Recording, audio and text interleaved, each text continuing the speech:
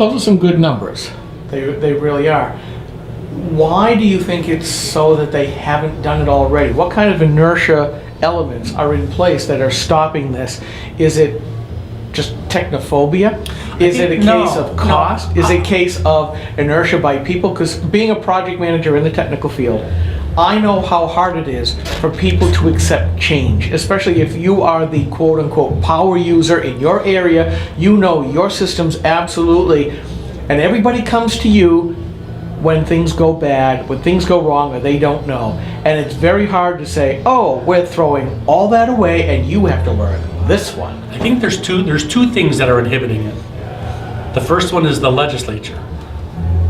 We need to be bold. I didn't get elected to incrementalize everything.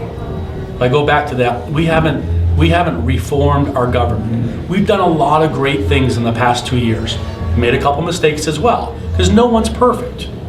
But what we did is essentially try and ratchet down a bunch of bars. But we didn't truly reform how it happens. That takes big, bold, committed people. And having either Ovid or Kevin as our next governor, I believe will help give us that impetus to truly have transformational change, which we have yet to see. Again, why I'm trying to get reelected. That's problem number one. It's a legislative executive problem. The other problem is more on a technology executive branch problem. Every single agency today identifies you, Skip, or Steve, or my company with a different identifier. So the Secretary of State knows you as one. Employment Security knows you as another. DES knows you as another.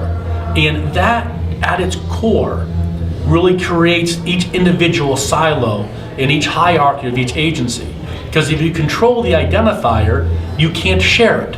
So if you call up the Department of Insurance, which is one of our agencies, they'll say, well, we can't change our identifier. Ours needs to be specific because it ties in with a national database. The technology today will allow us to create a single identifier with a parent-child relationship and different levels of authority for large organizations. So we again have the technology today to truly consolidate on a technological basis how we interact with the government. And we can only do that legislatively. Wow.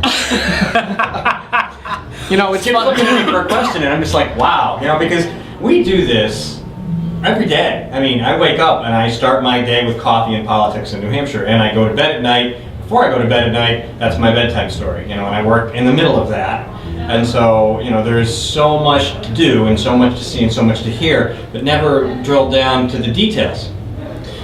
And this is part of it, and I'm sitting here thinking, it is so much fun to do these interviews because everybody brings something different to the table, and this is something I did not expect, and it's kind of fun to play with.